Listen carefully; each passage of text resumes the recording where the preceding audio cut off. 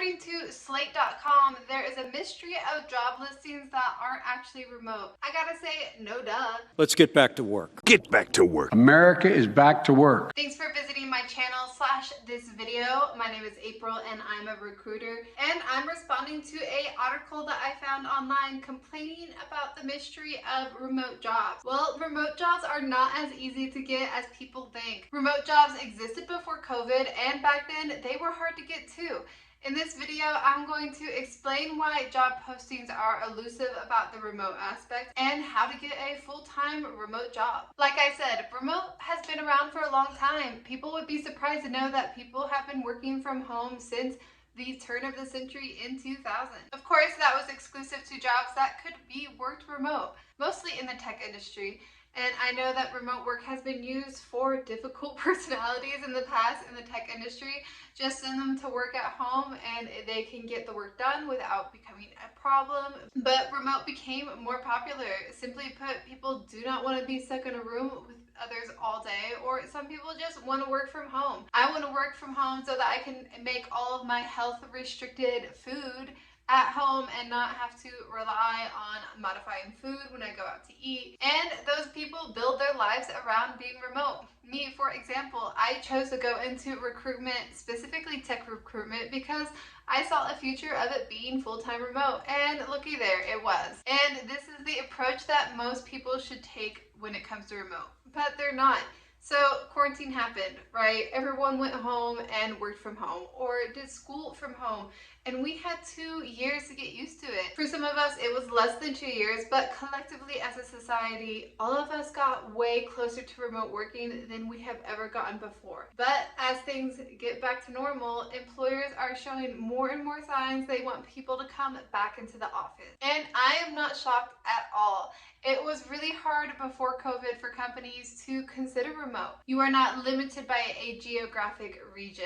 It's a lot harder to get people to move to a city like Los Angeles than it is to get them to move to a city like Fayetteville, Arkansas. When it comes to cost of living, it is way cheaper to live in Arkansas than Los Angeles. But not every job is hard to fill or hard to hire for. So not every job needs to leverage remote to get the job filled. So there goes the contention. Companies have to weigh what jobs are worth offering remote so they can more easily hire for someone for the position versus their own want to have people in office to contribute to company culture, to be better managed, and honestly to make sure they're actually doing the job.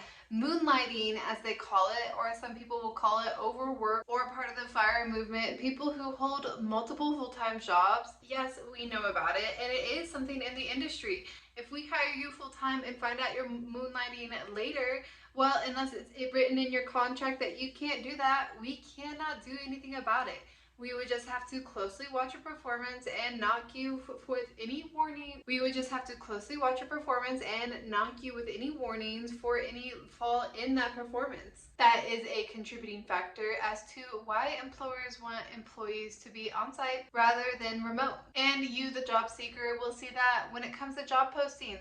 They will say remote, but when you actually talk to them about the job, it is hybrid, coming into office X days a week and working from homes other times. Why? Why are they not telling the truth on the job post? Well, they want to get more people to apply to their job, and maybe they consider it being remote because they let you work from home on some days. There isn't a mandating force that governs how people can post jobs and what is or is not considered remote. So that is not something that is regulated, and you cannot expect it to be regulated as a job seeker. If you want remote, are you dead set on remote? You have to work from home. You really will not change your mind. Well, commit to finding remote. Put it on your resume. Yes, please. Every job that you've had remote, list it as remote on your resume. Put right on your resume, only looking for remote.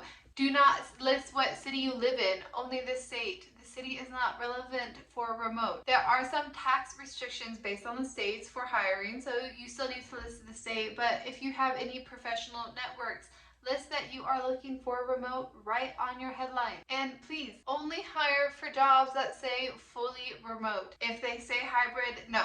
We are not going to let you work full-time remote. We want someone that can still come in office. That's why it says hybrid. And part of committing to finding a remote role is committing to a longer job search. I myself experienced that. In the past, it took me about a month to get a new job. When I wanted to get a full-time remote job, it took me 3 months, so 3 times longer. But I committed, I wanted full-time remote, and so I waited a little bit longer.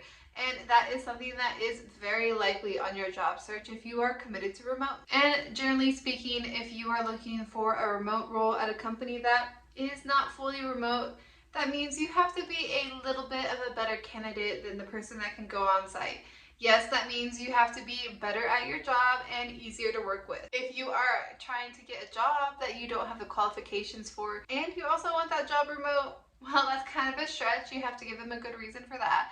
Or maybe you should just go for a job that isn't a stretch so that you can get remote. Although remote was something that most Americans were entitled to during quarantine and the height of COVID, we are no longer entitled to remote. So as the job seeker, change the attitude a little bit. You are not entitled to remote. That is simply something that you want. So you need to prove that you can work remote. You have experience working remote, and you are so good at your job that you do not need to be supervised. If you're not that good at your job, or you don't have that much remote experience, well, maybe you gotta bite the bullet and accept that you are not qualified for a full-time remote job yet.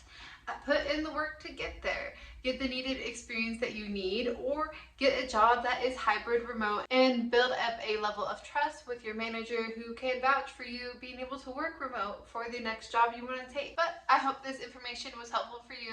If it was, like the video so other people like you can find it. In the comments below, let me know what you think. I know there are die-hard people who have been working remote for over 10 years who will not compromise no matter what, and they have lots of reasons why it is better to be remote. So please let me know in the comments if that's you.